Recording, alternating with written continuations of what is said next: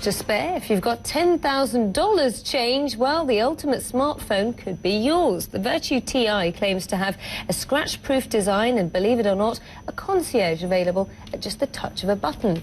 And in a sign of separation from its former parent company, Nokia, Vertu chose an Android operating system rather than Windows, which is what Nokia uses these days.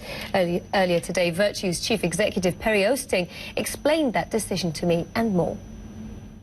We live in a world where there's open operating systems that are quite open to use. And I think Android is a typical example, is where Android is just delivering great software, and then it's up to the developers like us to develop a user interface and not touching the source code. And it's very open and available. It's very democratic.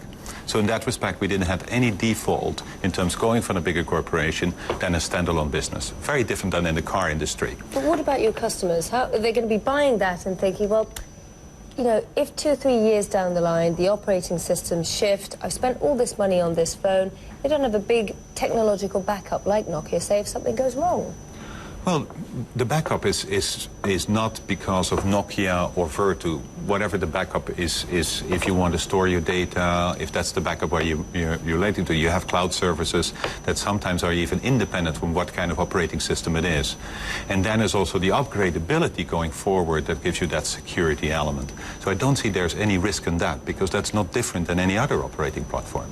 I must ask you, there's only around about 320,000 people out there who have one of these coveted luxury phones. Obviously, it's never going to be your mass market product.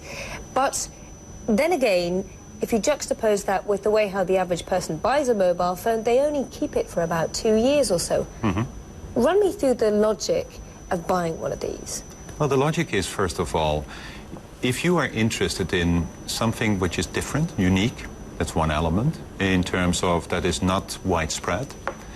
If you are interested in durable materials versus disposable materials and have an element like you buy other luxury categories, which is more the touch and the feel and the sensory experience, we believe we offer something unique and different in that respect.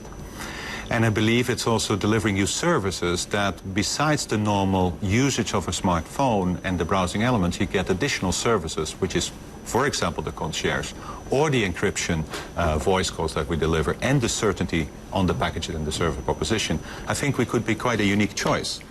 Then are we for everybody? Absolutely not. That's never our drive. We're not after market share. We're not after high quantities. We want to deliver an authentic, made in Hampshire, made by one person, a unique proposition that is a true sensory experience in terms of the experience of the device. And that's not only the materials. That is also the human touch through the concierge, and it's also about the durability combined with high-tech technology.